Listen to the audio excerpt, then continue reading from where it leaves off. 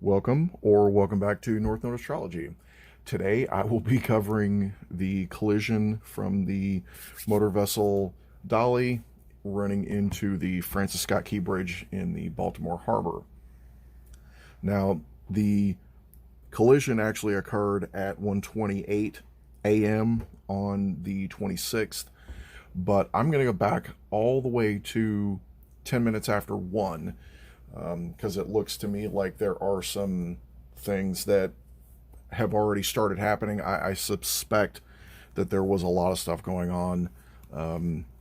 Anytime you have an accident or a collision or any kind of catastrophe whatsoever, there's never just one thing that happens. It's always a whole bunch of things, and this was a whole bunch of things on top of another whole bunch of things. So we had just had an eclipse the day before on the 25th, and those were in the Aries and Libra polarities at 5 degrees. So that was actually on, actually was in the third house and fourth house, third and ninth house of this event here. So it was like in the mind and in the wisdom of it, right? So there were things that happened the day before that probably should have told everybody to not do this. So here we go. So at 110, we have the control systems. In the third house, we have the decision making. That's probably not the, that's probably, I'm just going to assume this is the bridge, right? I was in the Navy and I did all different kinds of stuff in the Navy. But as far as an astrological chart, trying to read what the bridge was and who was making decisions, I don't know. I don't have any of the information on when that ship was built, or the company, or the, you know, who was the chief engineer, or any of those things, which obviously play in. And there are holes in my timeline here that if I had any of that information, I know that there were other things that you could probably look at and pour over for, you know, forever. But for now, I'm going to look at Sagittarius, which is the ascendant here. That's where they're going. They're trying to go out to sea, right? And the 16th degree of Sagittarius is ruled by the moon, and it is ruled by Venus. So they are, you know, they've got the light of the moon, actually. You know, the moon was in the 10th house, and they have the light of the moon. Not that they needed it, but historically, if this had been a sailing ship, it probably would have been a good time to get underway early in the morning with the moon, so you could see. So they have that. In addition to the decision-making process, or I would say the command and control of the event, is in the third house, in the mind of it. All right, the third house starts at 29 degrees of Aquarius, and on the reciprocal end, the actual decision making, right, the understanding of what's going on, is in the ninth house at 29 degrees of Leo. And as this whole thing starts to go forward, it actually does begin to unravel, as I'm sure everybody's well aware. 1 minute later, in the third house, we shift from Aquarius to Pisces, and the ninth house goes from Leo to Virgo. The ninth house going from Leo into Virgo is not necessarily bad, but the third house is the big problem here. We have gone from the third house starting in Aquarius, which is communication, which is electricity and adaptation, into Pisces. Pisces does not adapt. It either connects or it doesn't. So I think we've had some kind of communication failure, or possibly even power failure on the bridge. And with Saturn now ruling the third house versus the moon and Saturn, We are in a bit of a free fall situation, but it's taking time. It's slow. Everything is slow, right? The moon was moved. The moon moves faster than Saturn does, right? And everything was going fine, and then it just stops. 1 minute later, boop, we have no comms, right? The ninth house, the wisdom and the knowing on the bridge has no way to communicate with engineering, I don't think, because we're having a Mars rulership from the ninth house before 1 minute before into a Mercury and Sun rulership in Virgo. Now, Mercury ruling communication isn't bad, but in the ninth house, there's too much. And Mercury in Aries is fine. Mercury, because Mars is very direct. But now Mars has no air to give to Mercury, because Mercury is it's an air planet. It does all the communicating. Now Mars is in a water house and in Pisces land, being ruled by Saturn and by Neptune, and there's nowhere for him. There's no way for him to pass it. So I don't think they had communications. The engineer could probably still steer the ship hydraulically, because Saturn was still in Pisces with Venus, but there was nobody to tell them what to do. And then this is when more things really start cascading. 2 minutes later, at 1:13, the sun has moved from the fourth house into the third. And we are now in an hour of the sun. And the sun is now being controlled by Neptune. Now the sun was it was separating from Neptune after the eclipse, and it was in its own little house, and it was in an Aries and Mars ruled house, and he was fine before, but now we are gone. I think this is when power was lost in engineering. And we have gone from a Mars, a forward situation, to a drifting situation. We are only going on momentum. There is,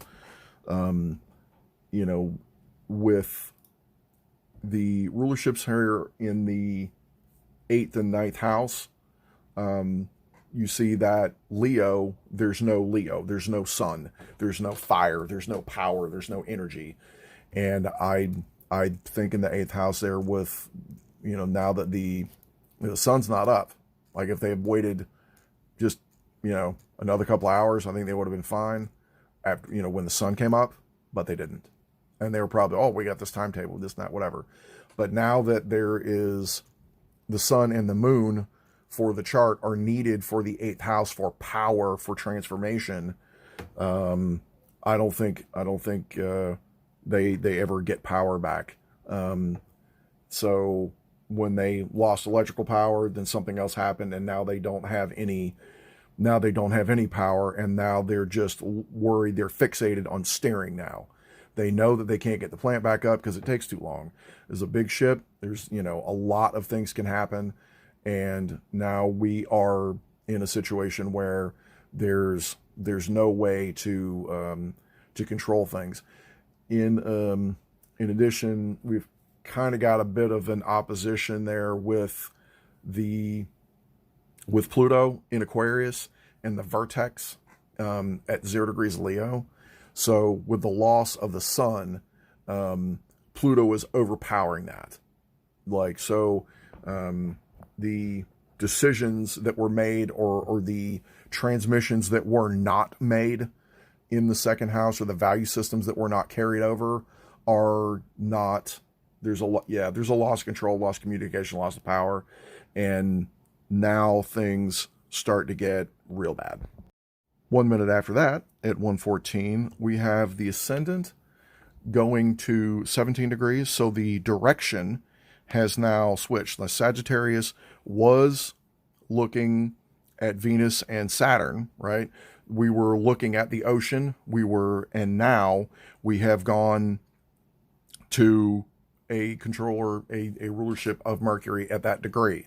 Now, Mercury, like I said before, is in Aries, but Aries is now, Mars is now in that third house and in Pisces land.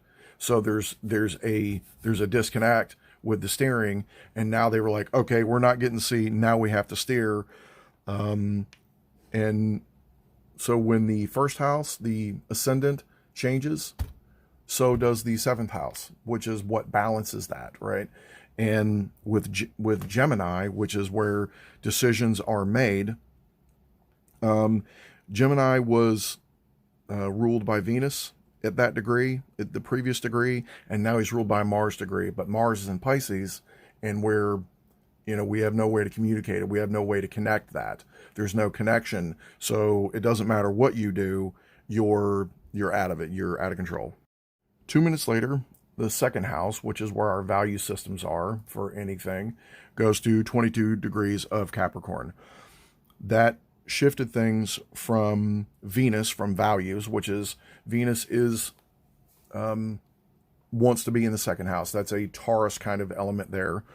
And now we have a Saturn situation. We have a disconnect. So with Saturn, we are always dealing with karma and things of the past, and we are trying to make a plan.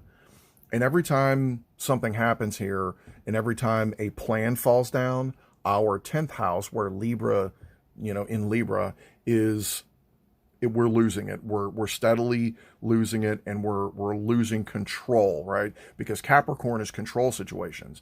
But when you can't control, you're just you're drifting now. You're about to be drifting. 4 minutes later, at 1:20, Mars moves from the third house into the second house. So now there's another shift of intensity from steering. Now we don't have steering. We want it. Now we have a want for steering. We have a want for control, but that's all it's going to be. It is a want for steering and a want for control. There's not going to be any return of any control, and I think we are drifting now. Whatever winds are blowing us, because Saturn and Uranus both are the planets that rule Aquarius, and now that Mars is in the second house, there's a bit of a shift. Now the ship was Saturn, and now I think the ship is Mars.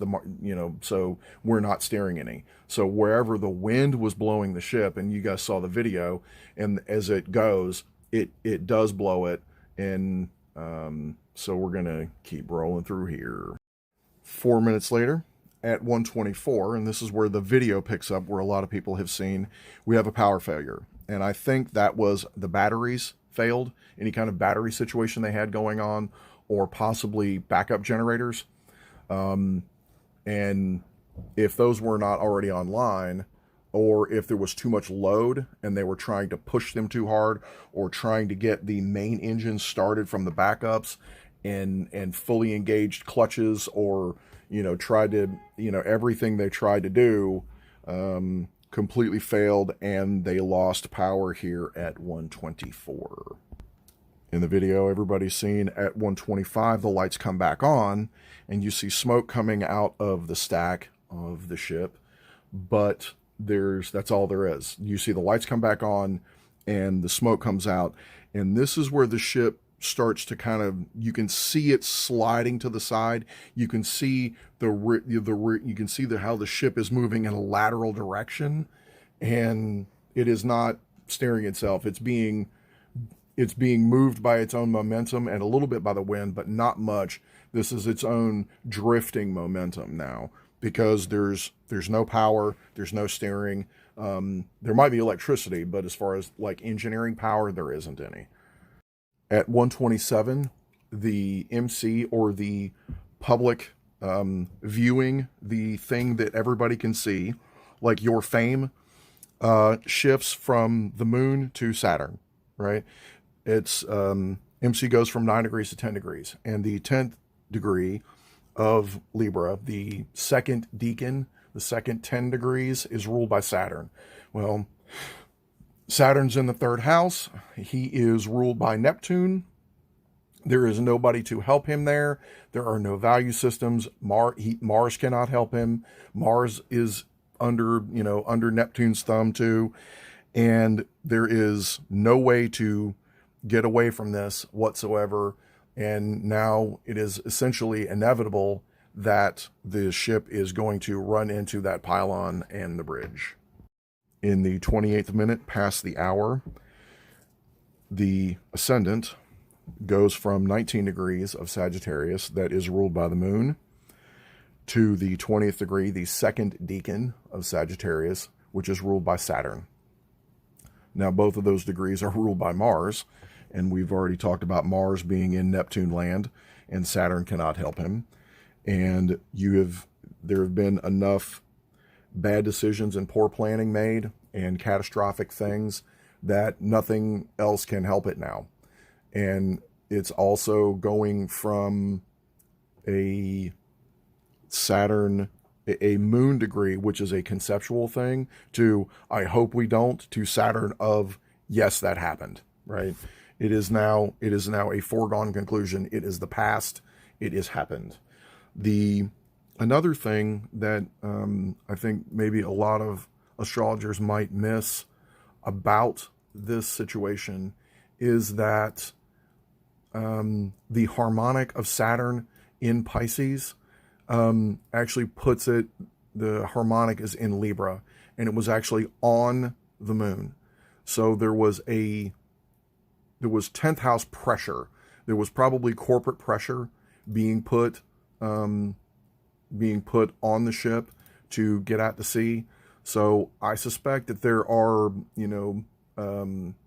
whether whoever was in control on the ship, whether there were, Aries, Leo, Cancer, Pisces, Libra, Sagittarius things happening.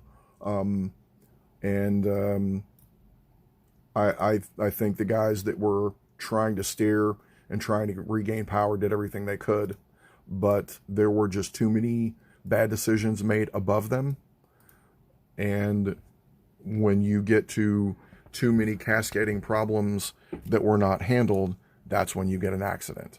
So, hope you guys have enjoyed this minute by minute breakdown. And I know there were some gaps, like I said at the beginning, but if I knew information about the ship or about the captain, I guarantee you that there would be correlations with his chart and their chart and the ship and the company and everything else.